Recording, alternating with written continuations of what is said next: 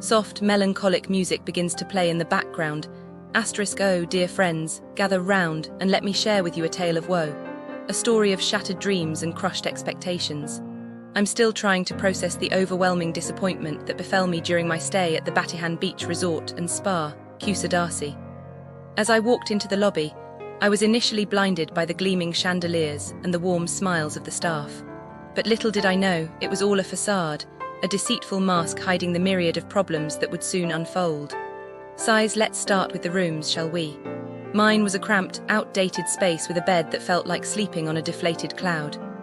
The air conditioner, which I'll get to later, was dripping water onto the floor, creating a miniature puddle that seemed to mock me with its very presence. And don't even get me started on the shower, where the water refused to drain, flooding the entire bathroom and leaving me to wade through a mini tsunami every morning. Shakes head, but I digress. The real tragedy began when I ventured out to explore the resort. The private beach area, which I had been dreaming about for weeks, turned out to be a tiny, rocky strip of land that seemed to be perpetually crowded. I mean, where's the sense of serenity and tranquility when you're fighting for a spot on the sand? It was like trying to find a needle in a haystack, but instead of a needle, it was a decent spot to soak up the sun. Chuckles sarcastically, and then there was the entertainment. I use the term loosely because it was more like a sadistic experiment designed to torture its guests. The sports activities were few and far between, and the free drinks were little more than a token gesture, a pitiful attempt to distract us from the sheer lack of effort put into creating a memorable experience. Sighs again, now I know what you're thinking, maybe the food will save the day. Oh, dear friends, how I wish that were the case. The repetitive, bland dishes were an affront to the culinary world, a travesty that left me questioning the very fabric of reality. It was as if they had taken every terrible cafeteria meal from my school days and merged them into a never-ending nightmare of flavorless, textureless mush. Pauses for dramatic effect, but wait, it gets better. The food, which I'll generously call edible, was often served at unbearably loud temperatures, as if they were trying to scald our taste buds into submission.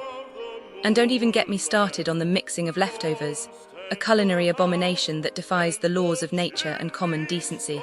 I mean, who in their right mind thought it was a good idea to combine last night's congealed pizza with this morning's lukewarm eggs? Shakes head in disbelief. As I wandered around the resort, I couldn't help but notice the sheer lack of attention to detail. The pools, which were supposed to be the crowning jewel of the resort, were tiny, overcrowded, and often closed without warning.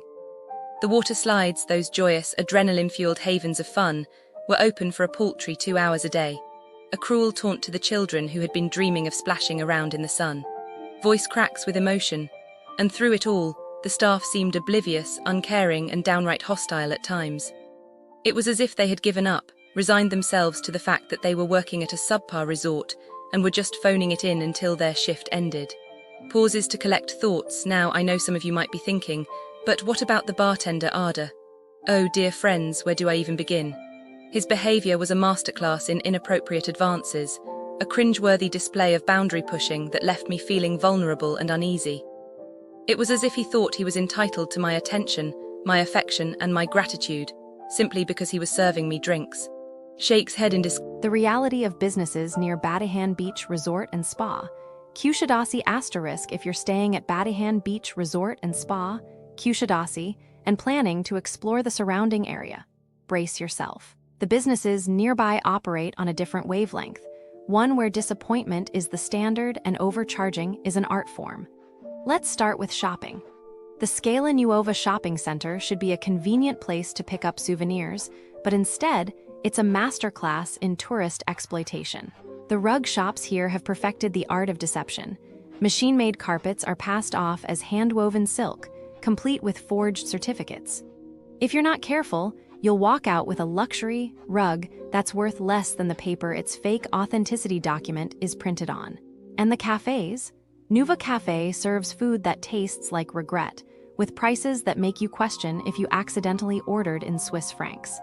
The exchange rates they offer are so unfair, you'd get a better deal trading with a street hustler. Parking is another scam. They charge you an arm and a leg just to leave your car in a lot that feels more like a hostage situation than a service.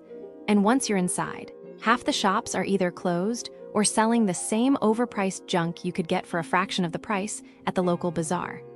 Even the security guards seem annoyed that you're there, treating questions like personal insults. Then there's Aqua Fantasy Aquapark Hotel and Spa, which proves that a 5-star rating can be nothing more than a cruel joke. The air conditioning, broken during a 40°C heat wave. The water, brown, the electricity. Unpredictable. The staff, either indifferent or outright hostile. Families expecting a fun getaway instead find themselves trapped in a budget horror film. Kids kicked out of yoga classes, food swarmed by flies, and entertainment so lackluster, you'd have more fun watching paint dry. But the real crown jewel of misery is Jade Beach Club. This place is a monument to greed. Paying €40 just to step onto a dirty, pebble-strewn beach where the staff treat you like an inconvenience. The drinks cost more than a full meal elsewhere, and the service moves at the speed of a sedated sloth. Complain about the ants crawling over your table, and the staff will laugh at you. Try to order food. Good luck, it might arrive cold, wrong, or not at all. And if you dare question the prices, they'll chase you down the street like you just robbed them. So what's the takeaway? The businesses near Batihan Beach Resort and Spa operate under one golden rule. Extract as much money as possible while giving as little as possible in return. Whether it's forged rugs, broken hotel promises, or beach clubs that feel like scams, the pattern is clear. Tourists are seen as walking ATMs, not guests. If you must venture out, do so with caution. Stick to the local bazaars where haggling is expected. Avoid luxury claims that sound too good to be true, and never ever assume a high price means high quality. Because around here, it usually means the opposite. Oh my God, I'm like looking into all these crimes near Batihan Beach Resort and Spa, Kusadasi, and it's just like so sad, Businesses near Batihan Beach Resort and Spa, Kusadasi are like super shady, Like they'll do anything to make a buck off tourists. So there was this massive credit card scam, right? It was like a huge network of storefronts, including car rental agencies and shops that were working together to steal tourists' credit card info. Can you believe it? They'd get your card details when you made a reservation or rented a car, and then they just keep charging your card after you left, like, without you even knowing. I predict that the victims were, like, totally clueless, They probably didn't even notice until they got back home and saw all these weird charges on their statement. And then they're like, what's going on? It's just like so stressful. The scammers, they made off with like over $29 million. Can you imagine? It's just like crazy. And the worst part is, they got away with it for so long.